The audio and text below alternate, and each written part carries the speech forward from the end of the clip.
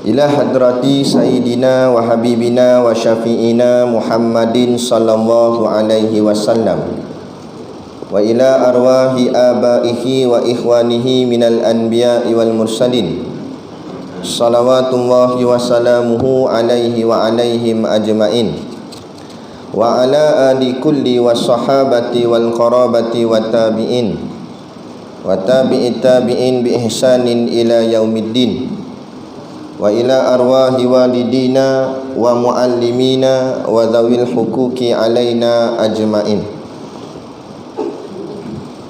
wa khususan ila hadrati Syekh Abdul Samad Al-Palimbani bisiril Fatihah. A'udzu billahi minasyaitonir rajim. Bismillahirrahmanirrahim. Alhamdulillahirabbil alamin. Arrahmanir rahim. Maliki yaumiddin. Iyyaka na'budu wa iyyaka nasta'in. Ihdinas siratal mustaqim. Shiratal ladzina an'amta 'alaihim ghairil maghdubi 'alaihim waladdallin.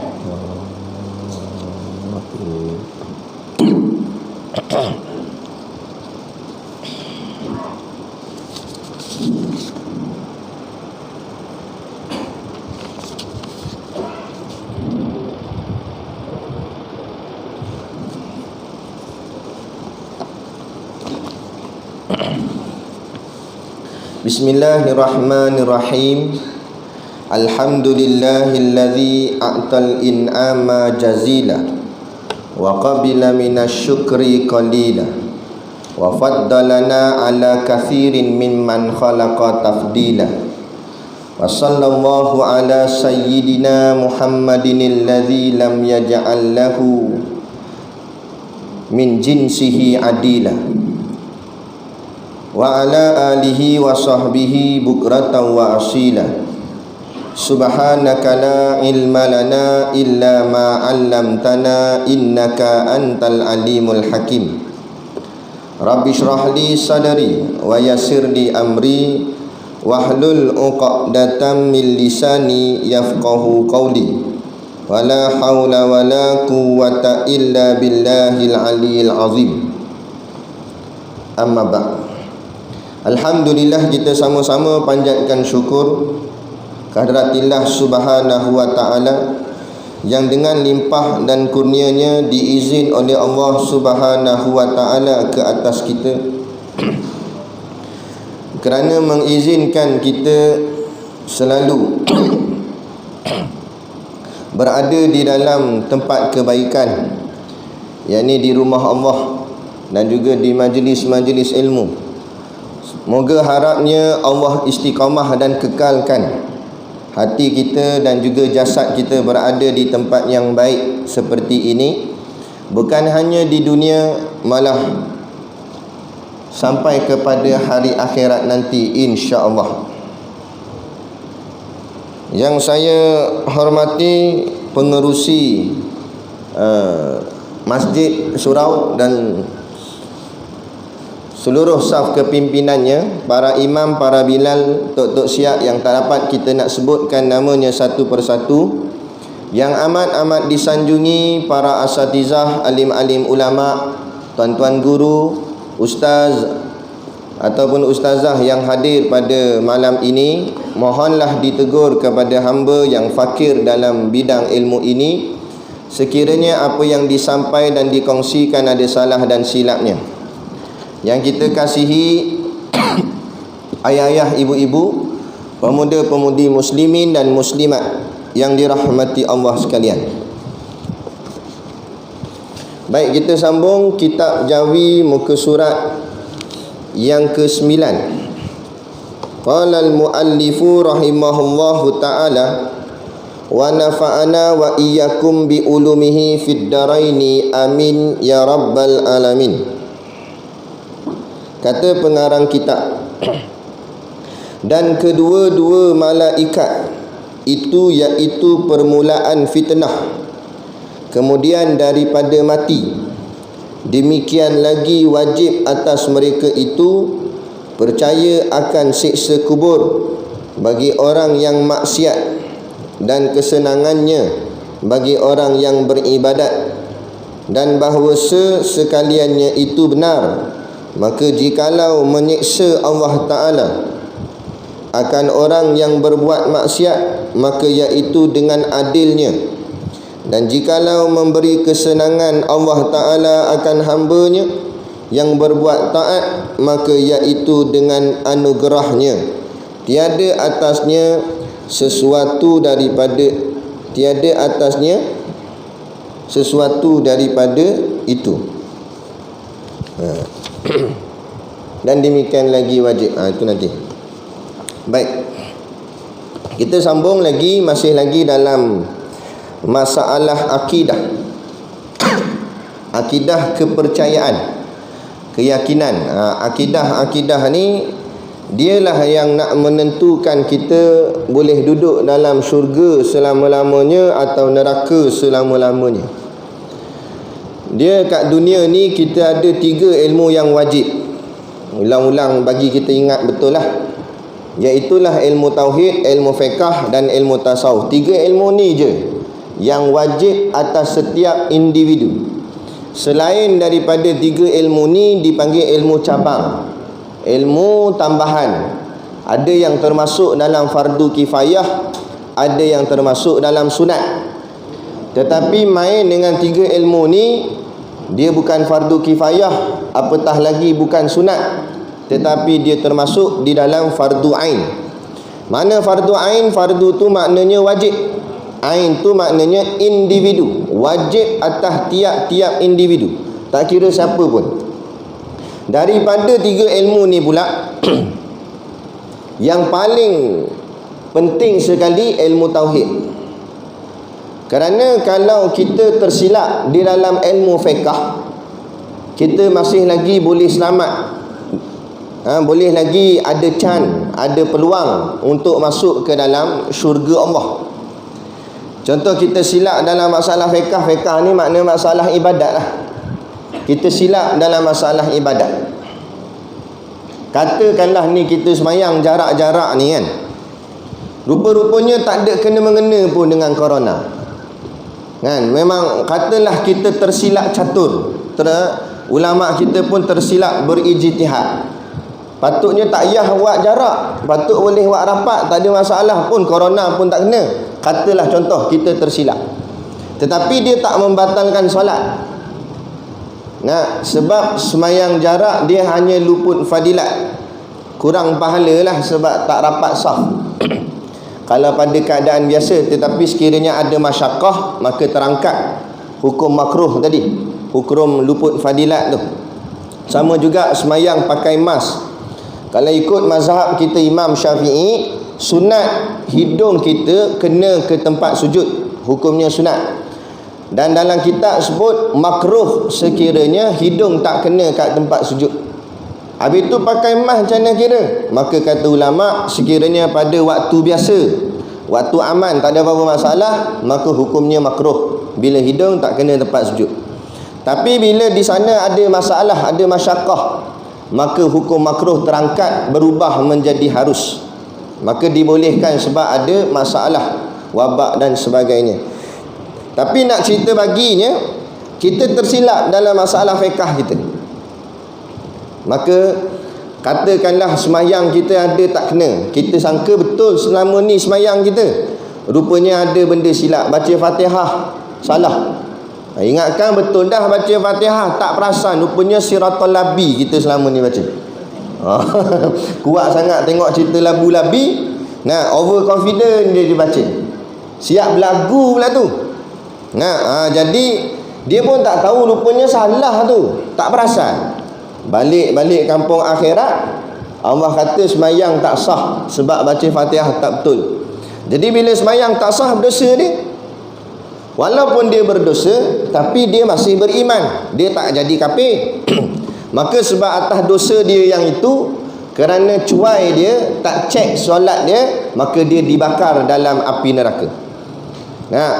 Tapi lepas bakar, akhriju minan nar, kata Nabi dalam hadis, dia akan dikeluarkan daripada api neraka dan akhirnya masuk syurga juga. Sebab apa? Sebab ada iman. Tapi tak lama manalah duduk dalam neraka tu, ada kat puluh ribu tahun. Dia kata tak lama apa Ustaz, mampu nak kering terus jadi tengkorak. Nampak? Tapi nak kata itulah, tapi akhir keluar juga daripada kafir, tak keluar tu kan, duduk dalam tu kan. Waquduhan nas wal hijarah, nak menjadi bahan bakar api neraka. Kalau kita tersilap dalam ilmu tasawuf silap. Tasawuf ni maknanya ilmu akhlak, perangai. Ahli surau dah, kaki kuliah dah. Nak cok atas dahi tu geng kuliah, tulis atas dahi. Kan? Bagus dah dengar kuliah, kopiah tak tanggal dah atas kepala. Mandi pakai kopiah tak? Nak mana kata bagusnya dia ni, tapi perangai jelek. Suka ngotok orang, nak suka maki orang, mulut tu curpa sungguh. Nah, mana akhlak tak cantik. Dia akan diazab oleh Allah nanti di hari kiamat disebabkan mulutnya yang celupa, disebabkan mulutnya yang jahat tadi. Tapi sekali lagi, dia akhirnya akhriju minan nar, keluar daripada neraka. Sebab apa? Busuk-busuk mulut dia pun, dia masih lagi orang beriman.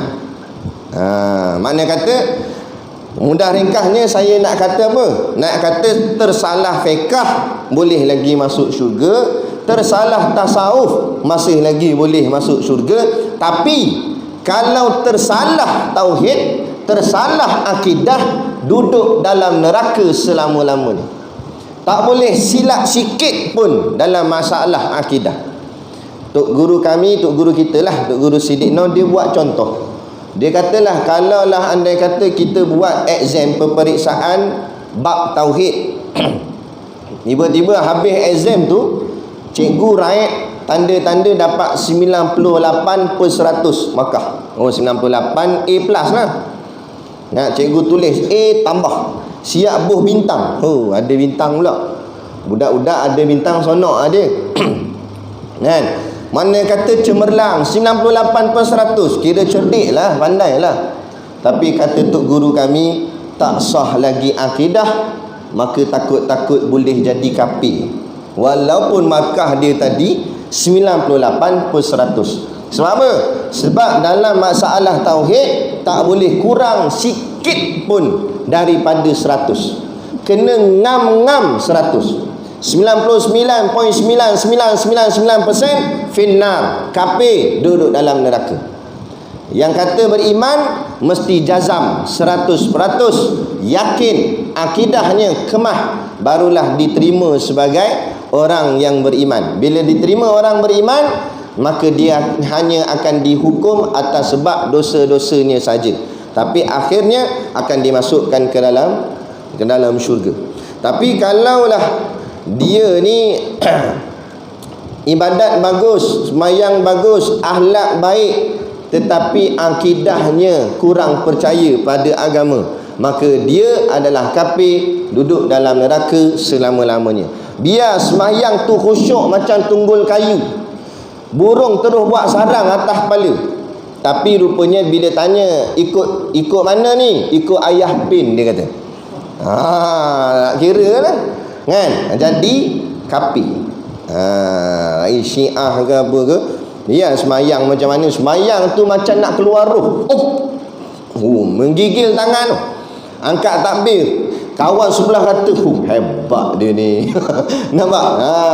Biar hebat macam mana pun, akidah sesat, duduk dalam neraka selama-lamanya. Akhlak baik, Allah baik. Senyum, orang panggil senyum sokma, senyum. Nampak? Sampai orang tak ada pun dia senyum ke tak? Tak ada orang senyum seorang-seorang dia, macam orang gila. Nah, mana kata baiknya, pantang nampak ada orang sikit tolong, bagusnya. Tapi tak ikut Islam, ikut Yahudi, ikut Kristian, Hindu, Buddha, kafir, duduk dalam neraka selama-lamanya. Jadi kuncinya, nah, sebab itulah Allah sebut dalam surah Ali Imran ayat 102, ya ayyuhalladzina amanuttaqullaha haqqa tuqatih Wahai orang-orang yang beriman, bertakwalah kamu kepada Allah dengan sebenar-benar takwa, wala tamutunna illa wa antum muslimun, dan jangan sekali-kali kamu mati melainkan dalam keadaan Islam.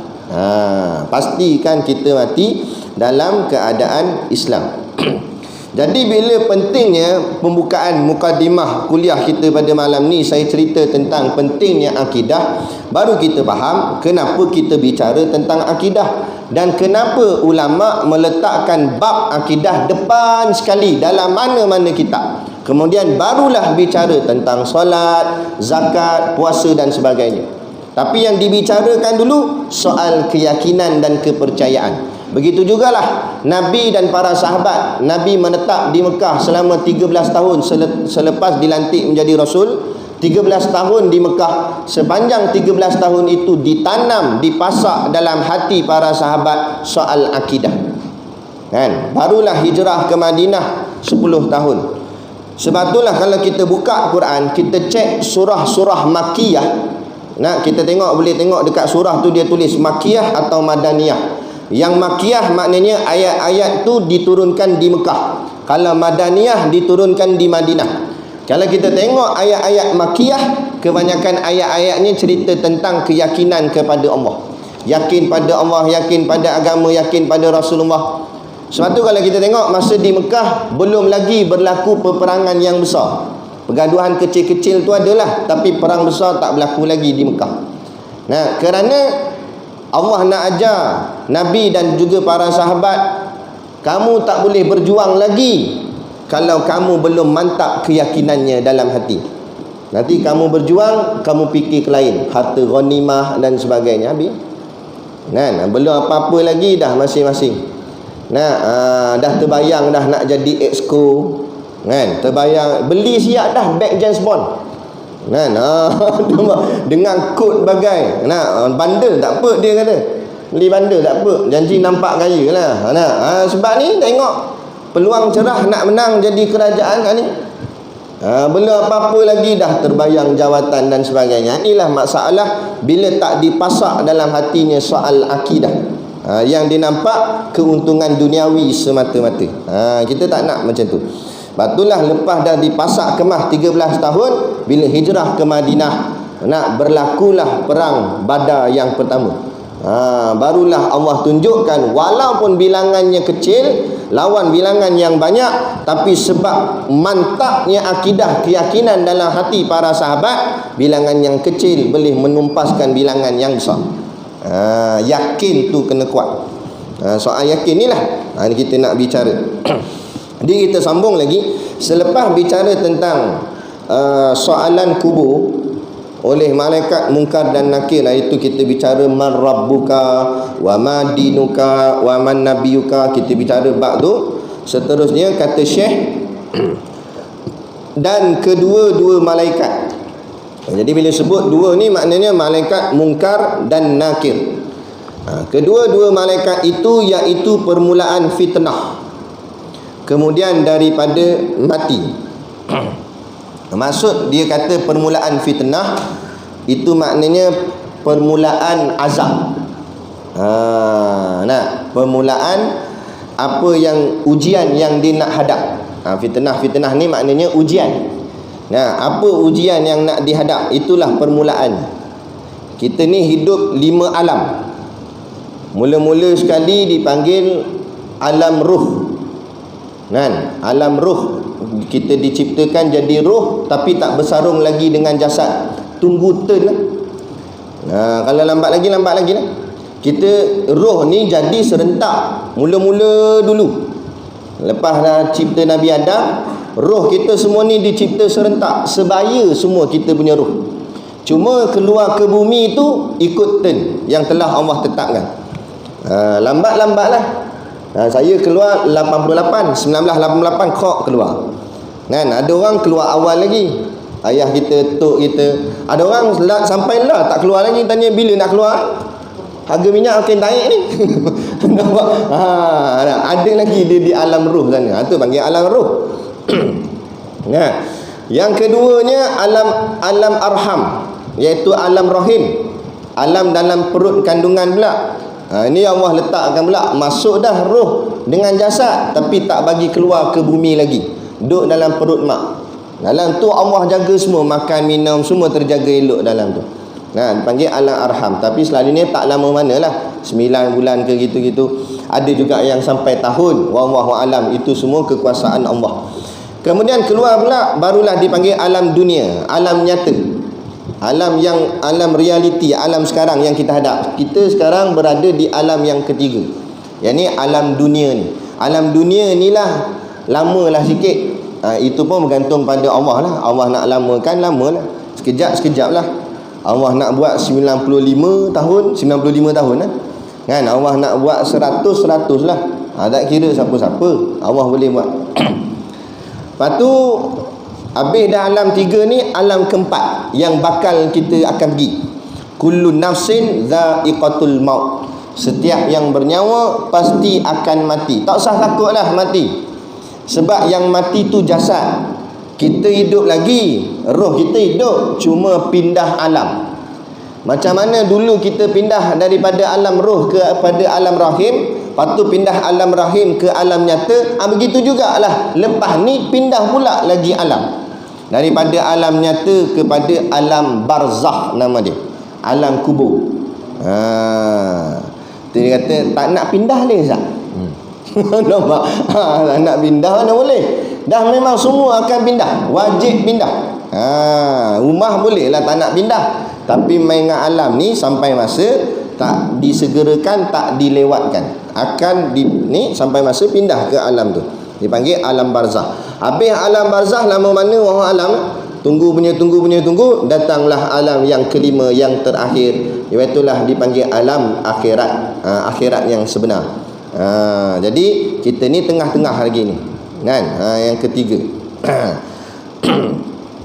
Siapa pergi dulu tak tahulah. Ikutlah. Ikut Allah tetap. Jadi bila masuk dalam alam barzakh tu, kita akan jumpa dua makhluk Allah, iaitu malaikat namanya Munkar dan Nakir. Bila muncul je malaikat dua orang ni, maka bermulalah fitnah kubur. Apa maksud fitnah kubur? Ujian di dalam kubur sudah bermula. Dia semua alam ada ujian dia. Kita dulu kat dunia ni ada ujian juga kan, ujian kehidupan dunia, tapi tak seberapa sangat kan.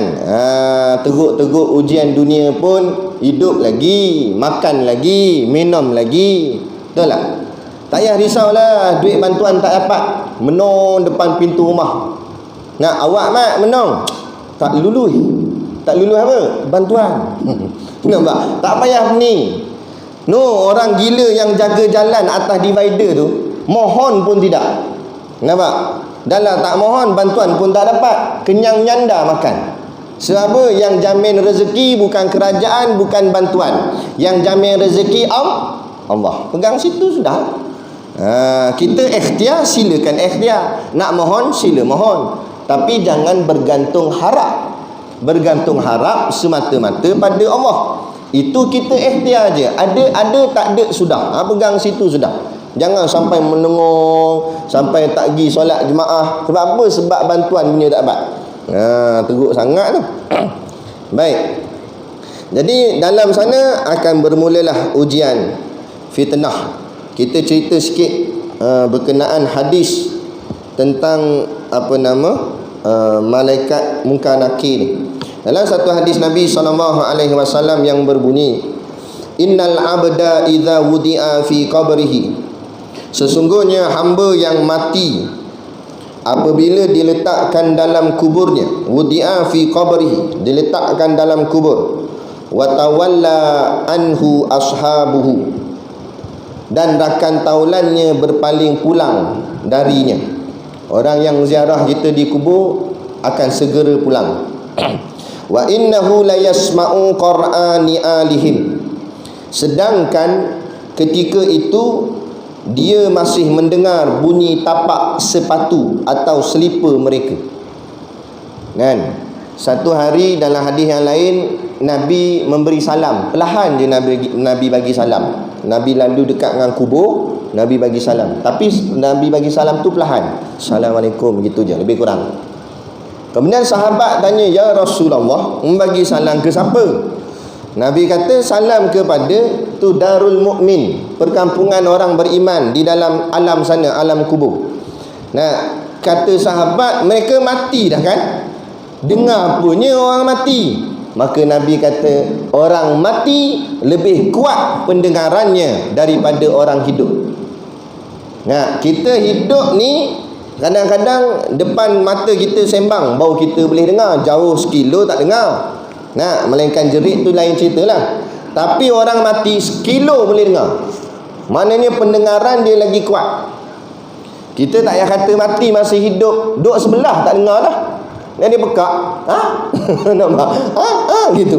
Nah, si hidup leceh kita. Tapi mati esok, Allah dengar. Bunyi slipper anak bini kita, saudara mara, adik-beradik, kelepak, tinggalkan kita. Masa tu dia menjerit lah. Janganlah tinggalkan ayah, janganlah tinggalkan mak saudara ni dalam ni. Nak tunggulah. Tapi tak dengar lah. Kalau dengar lagi kuat lari orang tu. Dia sapu pula panggil ni dia kata. Nah, ada alam dia lah. Tu. Lepas tu atahu malakani, kata Nabi. Lepas bunyi slipper tu habis, dan tiba-tiba ketika itu datanglah dua malaikat kepadanya. Fayuqidanihi fayakulani. Kemudian apa malaikat tu buat pada dia? Lantas mendudukkannya seraya bertanya kepadanya. Dia mati macam ni kan, tangan kita macam ni. Masa tu baring, mula-mula baring. Bila balik dah semua orang ni, malaikat ni datang. Bila malaikat datang, malaikat akan dudukkan dia, dudukkan kita lah. Dudukkan kita jadi duduk macam duduk melunjur gitu duduk. Kita pun duduk. Jadi ada orang tanya seorang syekh dulu. Zaman mengaji lah, ada orang tanya syekh, macam mana nak duduk? Kan tanah penuh. Tu kata kalau bengong nampak orang kata dah kan alam lain, bukan jasad tu. Nak jasad tu tak jadi apa, dah duduk dalam tanah. Nak dia makan binatang, makan ulat lah, tinggal jadi tulang. Ini ruh di alam dia. Bila alam tempat yang lain lah, tapi macam mana? Wallahu alam. Mana aku tahu. Kalau kita boleh cerita, makna kita dah sampai lah sana. Dah sampai sana, tak sampailah sini. Nampak? Kan? Jadi alam dia boleh duduklah, ruang dia ada ruang. Sehingga kan dalam hadis yang lain kata, kalau orang beriman diluaskan ruang kuburnya tu, alam barzahnya tu diluaskan seluas mata memandang. Maknanya tak nampak hujung, besarnya luas. Berbeza dengan orang yang mati kafir, mati munafik, mati fasik, orang yang jahat, lawan hukum Allah dan sebagainya, maka dia akan disempitkan. Sehingga dalam hadis Nabi kata, Nabi buat syarat tangan macam ni. Nah, maksudnya Nabi, kubur tu disempitkan sehingga kan tulang-tulang dia terkepit rapat. Bayangkanlah macam mana kalau tersepit sakit gitu. Bila tempat tersepit, sempit pula tu, hati jadi macam mana? Jadi gelisah. Oh, serabut tempat sempit. Tapi orang beriman, Allah lapangkan dia, amal soleh banyak, lapang. Bila lapang, hati jadi tenang. Kita gitulah, duduk tempat sempit, nak bertambah sempit lah hati kita. Sebab tu orang kata, kalau tengah stres, ada masalah, janganlah kurung dalam rumah, duduk dalam bilik dah lah kecil, duduk dalam tu, duduk dalam bilik air pula tu. Bilik air sempit, duduk dalam tu, lagi stres lah. Dengan taik pun ada, lagi stres. Nak hilangkan stres, duduk tengah-tengah padang tu, tempat luas. Lepas tu tengok langit, tengok awan, baru nampak yang lapang. Bila kita melihat yang lapang, dia akan melapangkan hati. Baring kat padang tu gini, lapang rasa. Lalu burung, stres balik lagi sekali. Nampak? Ada. Tu cerita dia. Baik. Kemudian malaikat pun tanya pada dia. Malaikat tanya, ma kunta taqulu fi hadzal rajul?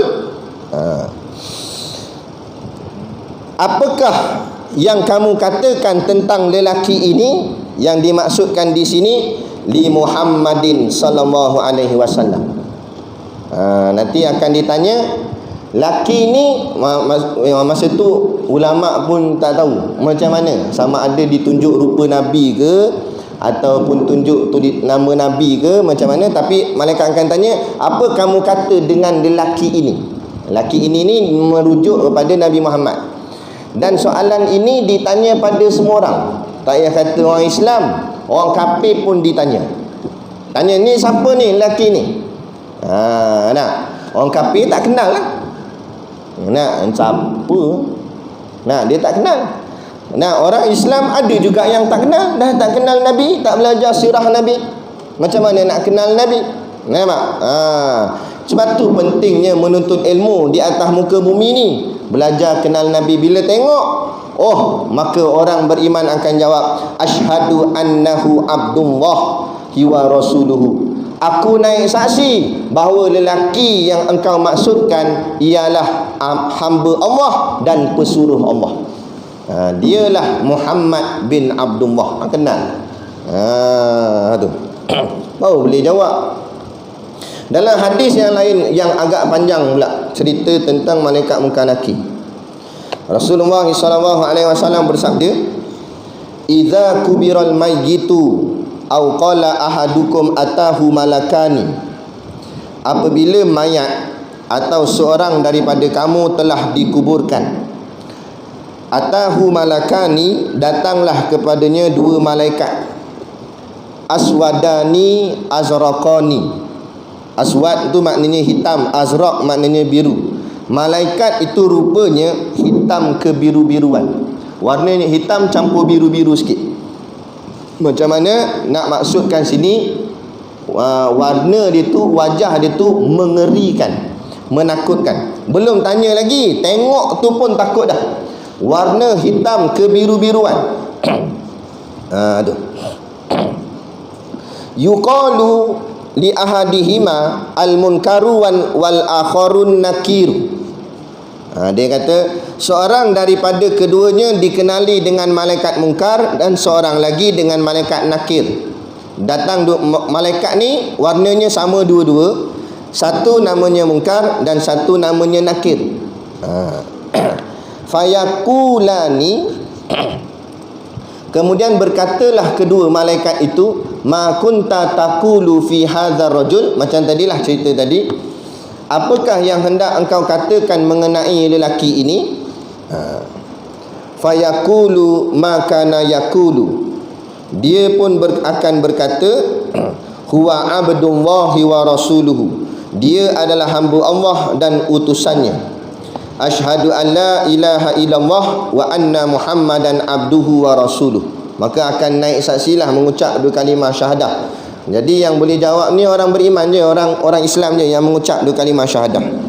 Sebab itulah disebut tadi ayat Quran yang pertama kita baca tadi, wala tamutunna illa wa antum muslimun. Kemudian dia jawab lagi, wa anna muhammadan abduhu wa rasuluh, dan dialah namanya Muhammad dan hamba Allah dan juga pesuruh Allah. Fayakulani, kemudian berkata lagi dua malaikat itu, qad kunna na'lamu annaka taqulu hadza. Apa dia kata? Sungguh kami telah tahu bahawa engkau akan mengatakan demikian itu. Kata malaikat, aku tahu dah kamu akan jawab macam ni. Malaikat kata. Sebab malaikat tahu yang mati tu orang beriman. Dia tahu dah lah. Thumma yufsahu lahu fi qabrihi sab'una zira'an fi sab'ina. Kemudian bila dia lulus, dia jawab bahawa ini adalah hamba Allah dan pesuruh Allah yang bernama Nabi Muhammad SAW. Maka kata malaikat, kemudian dilapangkan baginya di dalam kuburnya sepanjang 70 hasta kali 70 hasta. Setengah riwayat kata seluas pandangan, setengah riwayat kata 70 hasta. 17 hasta pun panjang dah. Kemudian diberi cahaya baginya di dalamnya, dimasukkan cahaya. Cahaya ni adalah cahaya Quran. Orang yang kalau nak kuburnya terang, banyaklah membaca Al-Quran. Bukan surah hafal, hafal lagi baguslah. Tapi kalau tak dan nak ngapal pun baca. Baca pun payah. Surah khabar boleh baca, WhatsApp boleh baca. Ada satu orang ustaz ni, dia tengok musuh-musuh perjuangan Islam ni, musuh kita ni terlampau macam-macam lah, fitnah sana fitnah sini. Jadi dia mengadu ke Tok Guru Haji Hadi. Tok Guru, tengok ni dekat dalam WhatsApp ni, depa duk hantam kita Tok Guru. Dalam Facebook lagi kuat, hantam kita, hina kita, nak maki, fitnah macam-macam Tok Guru. Apa Tok Guru jawab? Inilah beza pandangan ulama dengan pandangan macam kita. Tok Guru jawab macam mana? Tok Guru kata, Allah suruh baca WhatsApp ke suruh baca Quran? Mugi baca WhatsApp buat apa? Baca Facebook buat apa? Baca WhatsApp, baca Facebook, memanglah kamu nampak orang duk hentam agama, duk hentam Islam. Tapi mu baca Quran, adakah dalam ayat Quran menghentam perjuangan Islam? Tak ada. Lagi sokong ada, lagi diberi berita-berita gembira apa yang kita akan dapat nanti di hari akhirat. Nah, baca yang itulah baru menambahkan gairah, makin semangat, makin kuat, berkobar-kobar nak pertahankan Islam. Ni dah dengar cerita musuh buat apa? Musuh memang nak jatuhkan semangat kita, kan? Ada memang kerja dia dah, kerja musuh. Dia belum apa-apa lagi, dia kata cukup majoriti dah. Dia nak bagi kita goyang, kita pun mula kelang kabut. Majoriti. Allah, macam mana? Nak siapa ni? Tak payah serabut lah. Kita buat kerja kita je. Saya tengok Tuan Ibrahim, Tuan Man, wartawan tanya dia, steady je jawab. Nampak? Dia kata kalau sungguh dia buktikan lah. Ada, tak ada. Nak kerja kita. Tak ada masalah, kan? Dah peduli apa dia. Nak majoriti ke, nak apa ke? Jadi jangan. Kemudian dikatakan malaikat padanya, tidurlah engkau. Dia pun berkata, bolehkah aku kembali kepada keluargaku? Ni cerita dalam hadis. Bila cerita dalam hadis, maknanya cerita ni betul. Maknanya orang yang masuk dalam kubur, dia akan minta pada malaikat nak balik ke family balik, nak balik ke keluarga balik. Kemudian dia kata, bolehkah aku kembali pada keluargaku untuk memberi khabar kepada mereka? Boleh tak aku balik ke keluarga, nak bagi tahu khabar aku kat sinilah, macam mana keadaan aku sini. Kemudian kedua malaikat tersebut menjawab, tidurlah engkau. Tak payah banyak cakap lah, tidurlah. Nampak? Nak balik lah apalah, orang suruh tidur. Tak ada, itu saya tambah lah. Nampak? Tapi malaikat kata, tidurlah engkau. Tidur seperti tidurnya pengantin. Tidurlah engkau. Ni hadis, bukan tidur sini. Dia tidur lah. Ustaz suruh tidur. Dia hadis ni, tidurlah engkau seperti tidurnya pengantin. Tidur pengantin macam mana? Tengok malam pertama tidur pengantin, sono tak payah fikir apa. Masak orang dah masak dah, kemah semua orang lain settle dah. Tak payah pening lah nak basuh periuk ke apa. Dia sonok dalam tu, dalam bilik. Nampak? Sonok lah. Tengok tidur orang baru kahwin. Dia punya katil tu straight. Dia punya cadar tu sama dengan lantai tu straight. Timbang air tu masa letak tu. Bagi stabil betul. Tengok. Siap dengan bunga-bunga ada atas tu. Nampak? Ada lampu raya siap, lampu kelip-kelip. Dik-dik-dik gitu. Lawa lah. Nak bilik pengantin. Pengantin mana? Pengantin baru. Dah kalau pengantin lama balik mahmaya isyak ni, balik rumah nak tidur, ngantuk sangat, letih sangat, ustaz kuliah lama sangat, baring atas tilam, lompat tup. Benda apa pula ni, dia kata. Sakitnya. Tengok-tengok sepanai hidup. Atas katil. Allah Akbar. Sebab apa? Pengantin lama. Nak ceritanya. Tu dia kata dalam hadis ni, pengantin baru maknanya sonok. Elok aja, indah-indah aja semua.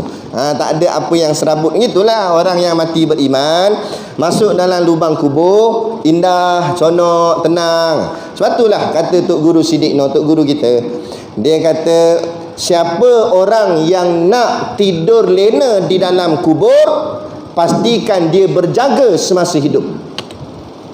Masa atas dunia ni, bukan jaga masuk langsung tak tidur, maknanya berjaga agamanya. Jaga agama. Bila agama perlukan kita, kitalah orang pertama akan duduk di hadapan untuk pertahankan agama. Tu maksud jaga agama. Bukan setakat jaga bangsa negara. Jaga agama. Jaga daripada orang hina agama, hina Nabi kita. Mati pun kita sanggup, tu baru nama jaga. Jadi siapa yang berjaga masa hidup, barulah layak tempatnya dalam kubur untuk tidur selena-lenanya. Tapi siapa yang tidur masa hidupnya, masuk tidur sini bukanlah masuk tidur malam tu, tapi masuk tidur bila orang menghina agama, orang caci maki Nabi, agama, dia buat senyap itu. Macam orang tidur, macam mana dia ambil dulik tidur, buat tak tahu, buat tak kisah. Dia janji dia punya gaji cukup tiap-tiap bulan pergi kerja balik kerja. Dia kata saya tak kacau orang. Saya buat kerja saya je. Tak apalah, dikira tidur masa hidup di dunia, maka esok dalam kubur dia tak boleh tidur walaupun saat. Asyik ditanya, ditibai, tak boleh nak lena walaupun sekejap. Sebab apa? Dunia dulu mudah lena banyak dah, kan? Jadi Allah Maha Adil.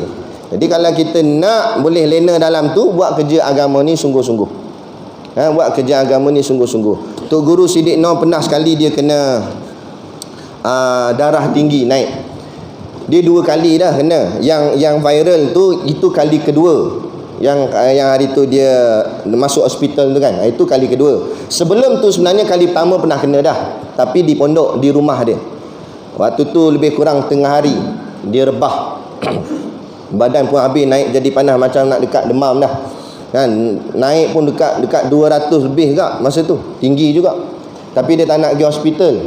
Ni yang jenis Tok Guru ni, dia tak berapa minat pergi hospital. Dia duduk rumah, dia nak rehat je, dia kata. Jadi saya ziarah lah di rumah dia waktu Zuhur tu. Rumah kita kat pondok tak jauh mana dengan rumah Tok Guru, kita pergilah. Waktu Zuhur tu pergi ziarah. Jadi kita adalah belajar sikit ilmu perubatan Islam ni. Jadi kita buat baca-bacalah ayat ruqyah, sapu kat kepala dia apa semua. Baca-baca apa semua, tak apalah. Kita pun pergi. Petang tu, masa saya tengah uruskan pelajar-pelajar tahfiz, tiba-tiba nampak kereta Hilux Tok Guru keluar daripada rumah. Saya tahan kot tepi. Tok Guru pun turun tingkap. Tok Guru tanya kenapa. Saya lah nak tanya kenapa. Tanya kenapa apa? Nak kenapa? Tok Guru nak pergi mana ni? Tanya. Saya tanya Tok Guru. Tok Guru kata nak pergi kuliah. Tadi kan Tok Guru tak sihat, sakit dan sebagainya ni, dengan darah naik apa ni, Dia kata fikir umat lagi sakit. Kalau kita nak relax, nak sonok-sonok, nak rehat, dunia bukan tempat dia. Biar kita letih macam mana pun, biar kita rehat nanti di dalam kubur. Sebab dia pegang kata-kata Tok Guru ni Aziz. Rehat yang sebenar bagi seorang pejuang ialah di dalam kuburnya. Atas dunia tak ada istilah rehat. Berjuang sampai termengah-mengah katanya. Bila orang tanya pada Tok Guru ni Aziz, apa maksud termengah-mengah? Maknanya sampai orang cakap apa, menarik nafas tu bunyi penat. Maksudnya berjuang biar sampai penat. Berjuang untuk apa? Untuk Islam, bukan untuk diri sendiri, untuk Islam. Kita berjuang untuk diri sendiri. Masa tak kena tanah kita buat senyap. Kita cuma cerita je lah, tanah orang tu kerajaan ambil, gitulah, tak patut rasa. Gitu je lah sembang. Sebab bukan kena tanah dia, cuba kena tanah dia. Lipat ni lengan ni. Keluar pedang samurai lah, apalah, parang mengamuk sakan. Apa ni ambil tanah orang ni. Jadi bila kena batang hidung sendiri, baru kita nak berjuang sungguh-sungguh. Tak kena batang hidung, tak ada. Jadi makna kata kita belum lagi betul-betul. Yang ni yang dikatakan tadi, ayat kita baca tadi, ya ayyuhallazina amanu taqullaha haqqa tuqatih. Wahai orang-orang yang beriman, bertakwalah kamu kepada Allah dengan sebenar-benar takwa. Haqqa tuqatih, sebenar-benar takwa, sungguh-sungguh berjuang. Nampak? Yang ni yang menjadi perbezaan di antara kita di sisi Allah. Bukan kerana pangkat jawatan. Kalau jadi presiden ke, timbalan presiden ke, jadi pangkat atas sebagainya, ketua-ketua dewan ke apa sebagainya, jadi pangkat tinggi, tetapi usaha kurang, perjuangan kurang. Walaupun kita jadi ahli biasa di bawah, tapi perjuangan kita bersungguh. Allah bukan pandang jawatan, Allah pandang perjuangan kita. Jadi tak payah tunggu ada jawatan baru nak berjuang. Kenapa tak ni? Saya bukan ketua bahagian tu, saya bukan bahagian ni, saya jangan jawab gitu. Saya kata dalam parti jemaah, dalam masjid surau kadang-kadang macam tu. Kita kata kipas ni berhabuk lah. Saya bukan AJK kebersihan, saya AJK kunci. Saya tukang kunci gate je. Dia kata, nampak? Tak kira lah siapa pun, ni kan rumah Allah. Allah tu siapa? Tuhan kita. Kita lah peranan semua. Tak payah tunggu ada title, ada jawatan, buh gambar dekat frame tu. Tak payah, tak ada gambar pun tak apa. Ini rumah Allah. Tugas kita setiap orang Islam, kita sama-sama pakat tolong-menolong, bantu-bantu. Kalau cerita masjid pun macam tu, apatah lagi cerita jemaah di luar sana. Jadi jangan tunggu kita ada jawatan ketua gini, tak payah. Jadi ahli biasa pun kita sama-sama berkerah. Sama-sama tolong, biar berpeluh-peluh sakan pun tak apa. Ini kadang-kadang ustaz sampai merajuk. Sampai dia kata saya ni kat 10 tahun dalam jemaah, satu jawatan pun tak dapat. Saya nak lompat lah, dia kata. Dia jawab lompat pi lah. Nampak? Habis selama ni berjuang nak jawatan ke? Habis. Rosak. Asal jadi begitu. Inilah soal akidah. Jadi kita tak nak macam tu. Jadi nak tidur dalam kubur esok, pastikan kita berjaga sungguh-sungguh di atas muka bumi ni, kan, supaya kita dapatlah lena dilayan dengan layanan yang baik seperti pengantin nanti di dalam kubur nanti. Tetapi kalau yang mati mayat tu adalah seorang munafik, dia akan berkata, aku mendengar orang-orang mengatakan suatu perkataan, lalu aku pun mengatakan seperti mereka. Aku tidak tahu. Kedua malaikat tersebut berkata, sesungguhnya kami telah mengetahui bahawa engkau akan berkata demikian. Orang munafik bila mati, dia tak boleh nak jawab soalan-soalan malaikat munkar nakir. Habis dia nak jawab macam mana? Dia tiru-tiru.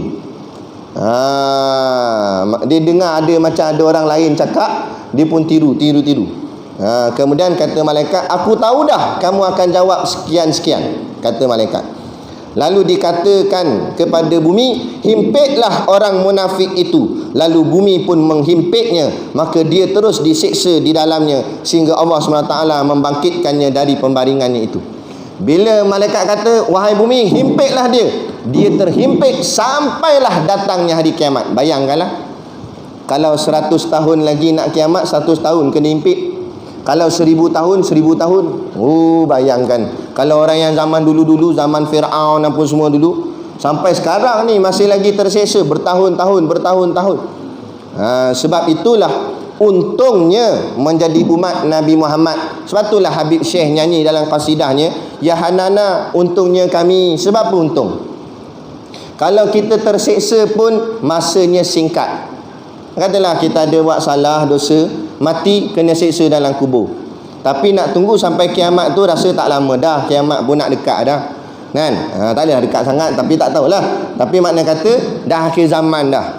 Banding dengan umat zaman dulu-dulu, zaman Nabi Musa, zaman Nabi Daud, dulu-dulunya berapa ratus tahun kena seksa, sampai sekarang kena seksa lagi dalam kubur.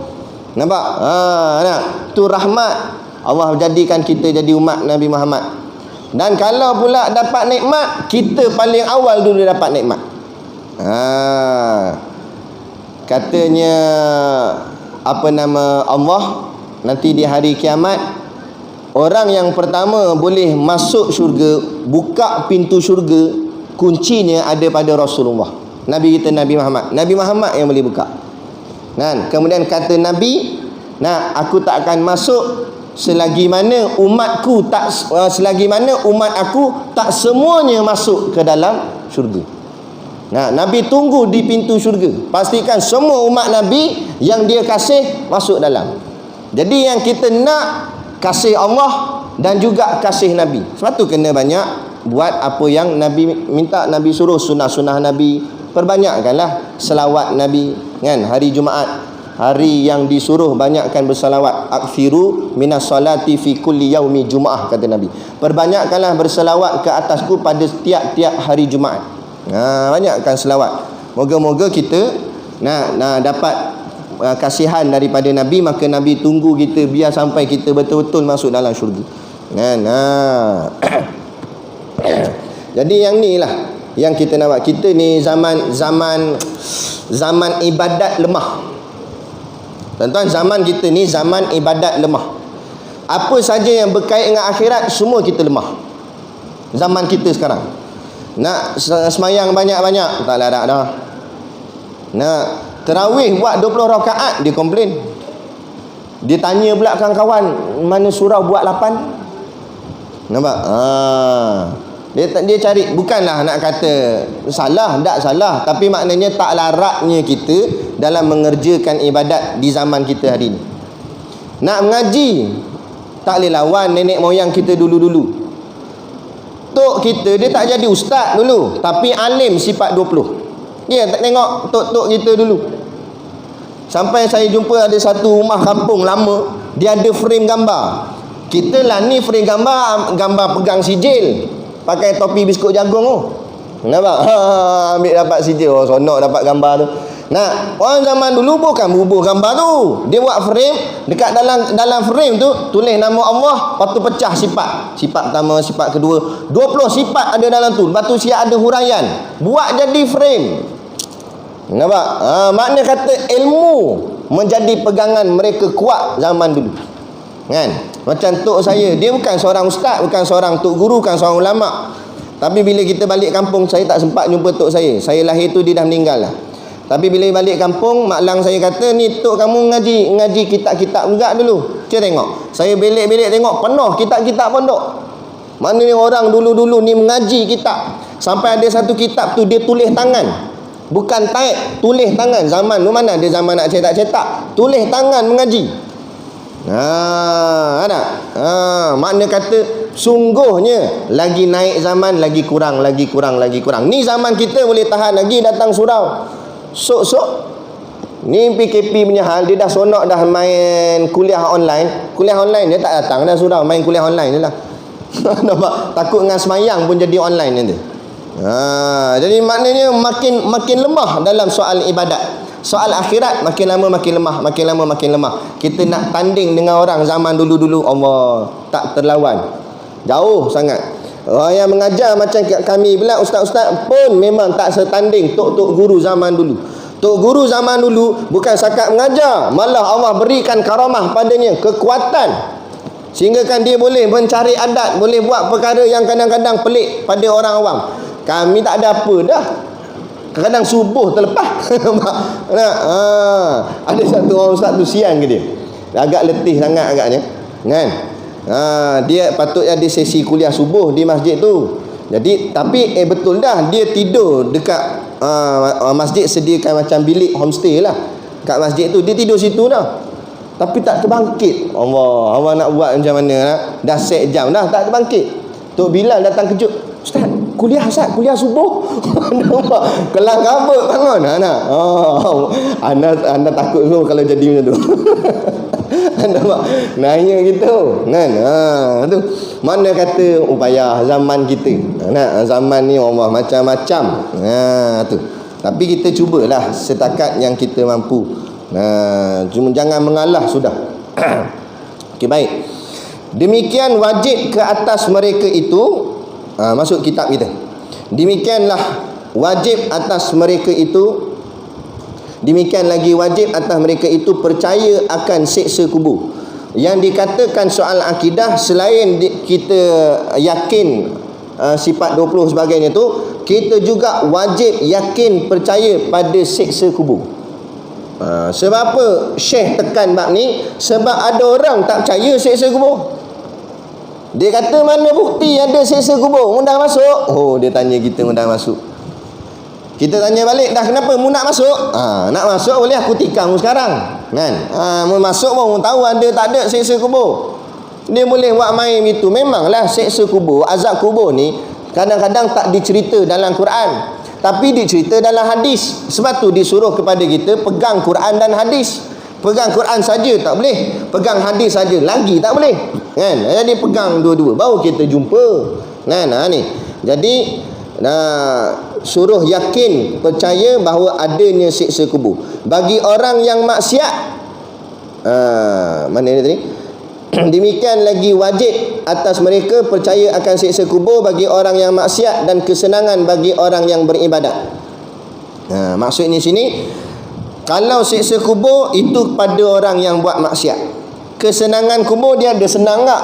Kesenangan kubur bagi orang yang buat taat, yakni orang yang buat ibadah, orang yang beribadah. Lagi mana kata lagi, kalau kita nak lagi banyak senang dalam kubur kita, lagi banyakkan ibadah. Jadi ni ambil ni sebagai kunci. Bila kita malas buat ibadah, ingat, mu nak senang ke susah dalam kubur. Kalau mu nak senang, mu buat, paksa diri. Kadang semayang sunat pun kita malas, kan? Kita paksa-paksakan diri kita sebab kita nak pergi ni dalam kubur esok. Menyesal tak ada dah. Dan bahawa sekalian itu benar, dan semua yang dikatakan tadi semuanya benar, semuanya betul. Maka jikalau menyeksa Allah Ta'ala akan orang yang berbuat maksiat, maka iaitu dengan adilnya. Kalau Allah seksa orang buat maksiat, siksaan itu dengan keadilan Allah, bukan dengan kemurkaan Allah. Ada. Memanglah kita boleh kata Allah murka, Allah marah. Tapi siksaan itu, azab itu adalah dengan adilnya Allah. Kan? Macam mana kata adil, Ustaz? Kita hari-hari datang surau Wanong, mengaji kuliah, solat jemaah. Ada kawan kita kenal, contohlah, ada kawan kita kenal, hari-hari juga, tapi bukan Wanong, tikar nombor ekor. Hari-hari juga ada, 5 waktu sekali, sehari. Nak tikar nombor ekor, apa lagi, zina, macam-macam lah, minum arak. Tiba-tiba hari kiamat esok, kita masuk syurga, muka dia ada. Kita rasa macam mana? Hang ada juga. Dia kata kena first prize itu tu yang dapat syurga.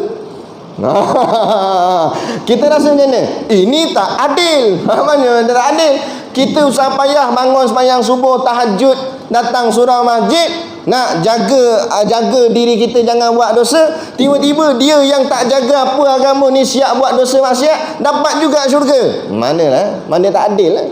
Jadi Allah yang maha adil, orang yang taat masuk dalam syurga, orang yang maksiat masuk dalam neraka. Bukan atas kemurkaan, tapi atas keadilan. Itu menunjukkan keadilan Allah. Muka bumi tak adil dah. Kena kita orang bawahan, rakyat marhen. Silap sikit ke dalam.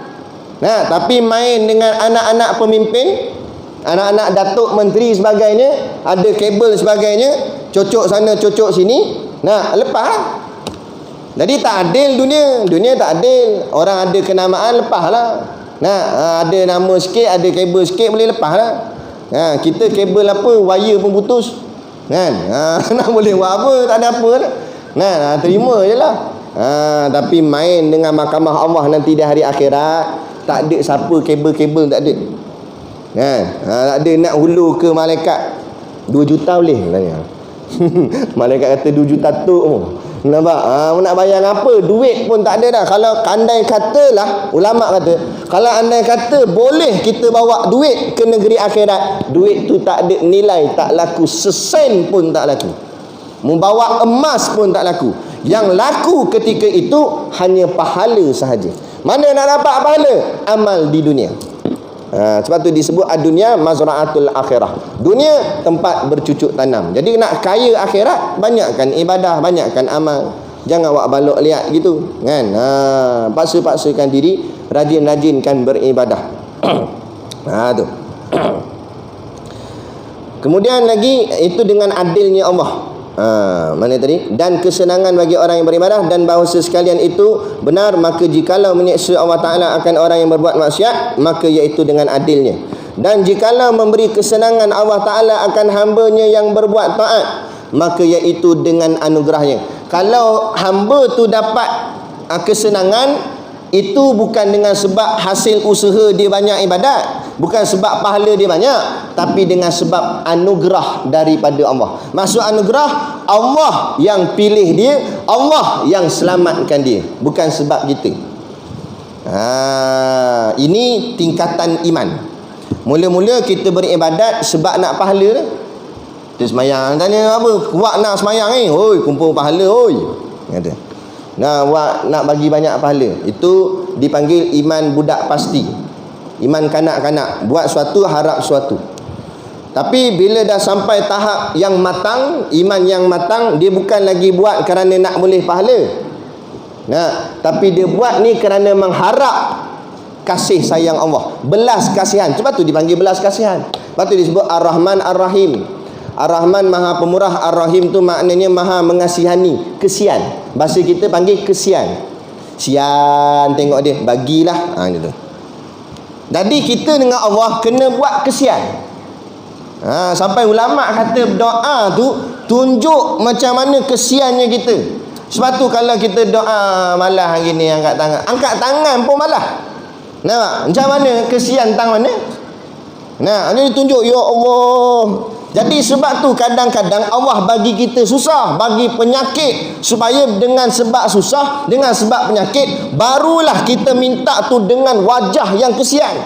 Barulah dengan keadaan yang kesian. Tengok orang sakit, larat atas katil, duk main meter tu tit. Nah, jajak dia jeling, janganlah tit terus dia kata. Nah, jadi bila tengah sakit tu macam mana dia? Dia sebut nama Allah macam mana dia sebut? Sama tak masa dia makan kedai kopi? Tak sama. Dia sebut macam ni, Allah sakit, ya Allah, kenapa aku susah? Pandai ustaz berlakon. Ada tu lah. Nah, sebab apa? Itu kesian. Masa senang sebutlah Allah. Kalau orang yang bagus dia sebutlah dapat duit Allah. Cium duit. Nampak? Tapi kalau jenis tak diingat Allah, Yahoo sebut la ilaha illallah. Dan apa sakit tak sebut Yahoo? Yahoo. Ada Allah sebutlah Yahoo. Nah, masa senang pun sebut Yahoo. Nah, Allahu Akbar. Tu kata. Sebab tu kadang-kadang Allah bagi kita susah, bagi kita sakit. Jadi jangan bisinglah, jangan komplain. Kadang-kadang dalam sakit tu ada nikmat, kan? Dan kadang-kadang dalam nikmat tu ada sakit, ada bala. Dalam bala ada nikmat, kadang-kadang dalam nikmat ada bala. Allah bagi kita corona dan sebagainya ni supaya kita kuat berhajat pada Allah. Kita buat kunut nazilah, kita buat solat hajat, kita minta pada Allah. Kita nak keluar rumah, kita tak pernah baca doa. Nak keluar rumah kali ni baca doa, ya Allah, lindungkanlah kami dan keluarga kami. Makin dekat tak dengan Allah? Makin dekat. Lepas tu kadang-kadang saya ni ada orang datang, dia kena sakit saka jin apa benda ni, meronta-ronta, menjerit-jerit itu, datang. Ustaz, tolong Ustaz baca Ustaz ayat ruqyah gini-gini Ustaz, jin ni degil Ustaz. Lepas tu tak apalah kita rawat. Tapi guru saya ajar jangan rawat aja, basuh hati dia. Sebab punca yang jadi jin melekat, setan melekat tu kerana hatinya kotor. Hati tak ingat Allah.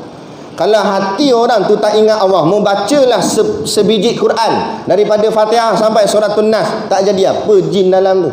Joget siap jin. Sebab tuan rumah pun kotor dah. Nak buat jadi macam mana? Jadi kita nak cuci hati dia. Kita tanya, kadang-kadang saya selidik. Maaflah saya nak tanya, saya kata. Dekat rumah ada tak sekali-sekala buat solat jemaah?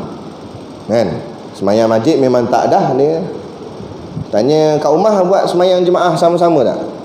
Tak payah kata jemaah Ustaz, semayang sendiri pun tak. Dia kata, tak semayang. Macam mana?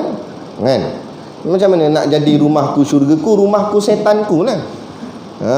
Tu yang jadi macam-macam, jadi teruk dan sebagainya. Jadi yang ni nak betulkan dulu.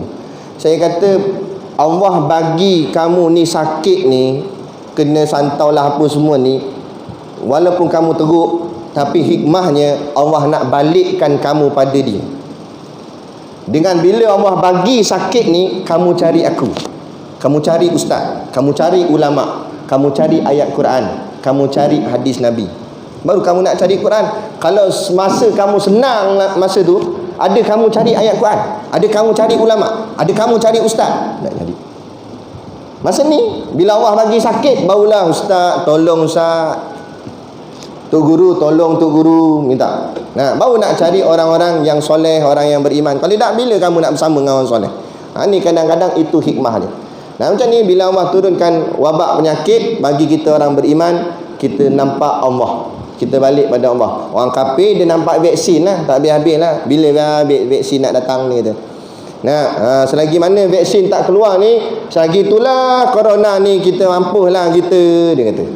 Kita orang beriman jangan jawab begitu. Yang matikan kita bukan corona, yang selamatkan kita bukan vaksin, yang matikan kita Allah, yang selamatkan kita pun Allah. Sebab tu Ustaz Mata Senik tegur, apa ke benda kita jaga kita? Bukan kita jaga kita, Allah jaga kita. Ada kita jaga kita. Kita jaga kita. Mana boleh mu jaga dirimu? Tak boleh. Allah yang jaga kita ni. Selama ni makan minum kita siapa jaga? Allah jaga. Rezeki kita Allah jaga. Nafas kita Allah jaga. Kalau kafir cakap tak apa, tak pelik, dia kafir, dia tak ada akidah. Kita umat yang berakidah, umat yang berilmu, biar nampak segalanya pergantungan kita semata-mata hanya kepada Allah. Baliklah pada Allah.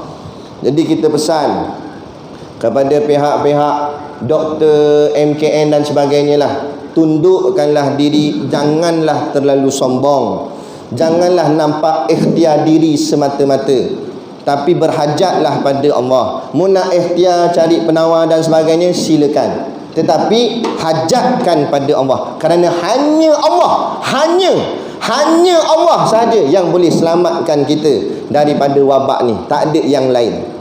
Tapi kalau dalam hati masih lagi ada anggapan yang lain, maka terbatallah kalimah la ilaha illallah. Jadi rosak. Ini yang ayat mula-mula saya baca tadi. Pastikan kita mati, tidak lain melainkan mati dalam keadaan Islam. Tu masalah dia. Jadi sebenarnya ujian COVID bukan pasal ujian penyakit, tapi ujian akidah. Kamu balik kepada siapa?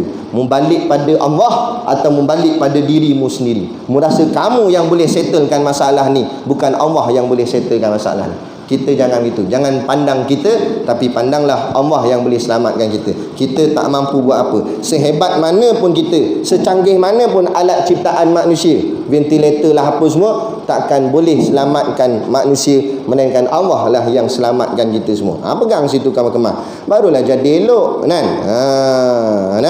Jadi mana dah tadi, akan orang yang buat maksiat, maka dengan memberi jikalau memberi kesenangan Allah Ta'ala akan hambanya yang berbuat taat, maka iaitu dengan anugerahnya, tiada atasnya sesuatu daripada itu. Maksudnya tiada yang wajib atas Allah. Bukanlah maksudnya bila kita buat taat wajib Allah kena bagi kita syurga. Tak wajib. Allah nak bagi, tak nak bagi sudah. Habis tu yang dapat tu kerana anugerah. Allah nak bagi, Allah anugerah. Lepas tu tak pelik kalau ada orang yang buat dosa tapi Allah nak bagi dia syurga, tak ada masalah bagi Allah. Sebab syurga neraka hak Allah.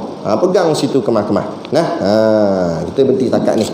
Nanti kita sambung kuliah subuh esok. Dan demikian lagi wajib atas mereka itu percaya akan mizan. Bab mizan lah. Wah, 8.50. Patutlah muka lain macam. Jadi cukup sekadar tu dulu. Tak apa, bahagian ilmu lebih sikit dah. Jadi cukup sekadar tu dulu. Kita bertemu insya-Allah dengan izin Allah. Jangan terlajak sudahlah. Dengan izin Allah kita bertemu esok subuh insya-Allah. Jadi barang niaga ada kat luar tu. Bolehlah tengok-tengok. Tengok-tengok dia tengok aja, jangan tengok dan belilah. Tengok dan beli. Kita bawa telur masin banyak kan. Nak bawa telur masin banyak. Jadi beli telur masin tu seorang, belilah banyak kan. Kalau rasa tak makan, bagi orang, sedekah. Ni nak selamat dalam kubur tadi ni, kita cerita tadi ni. Nampak? Tu formula dia. Jadi cukup Jadi insya-Allah. Wabillahi taufiq wal hidayah. Wassalamualaikum warahmatullahi wabarakatuh. A'udzu billahi minasyaitonir rajim. Bismillahirrahmanirrahim. Alhamdulillahi rabbil alamin wassalatu wassalamu ala asyrafil anbiya'i wal mursalin sayyidina Muhammad wa ala alihi washabihi ajmain. Allahumma taqabbal minna salatana wa du'aana innaka antas samiul alim wa tub alaina innaka antat tawwabur rahim. Allahumma ja'al dinana dinan nabi Muhammadin sallallahu alaihi wasallam wa islamana islamal muslimin wa imanana imanal mu'minin wa salatana salatal khashiin wa a'malana a'malas solihin wa niyatana niyatal mukhlisin wa dhunubana ya Allah dhunubal mustaghfirin wa hayatana hayatal ulama wa mautana bimautis syuhada wa dakinal jannata ma'al anbiya'i alaihimus salatu wassalam. Rabbana atina fid dunya hasanah wa fil akhirati hasanah wa qina adzaban nar wa qina adzaban nar wa qina adzaban nar. Sallallahu ala khairi khalqihi sayyidina Muhammad wa ala alihi wa sahbihi wasallam. Subhana rabbika rabbil izzati amma yasifun. Salamun ala mursalin walhamdulillahi rabbil alamin. Amin ya rabbal alamin. Taqabbalallahu minna wa minkum. Takbir. Allahu Akbar.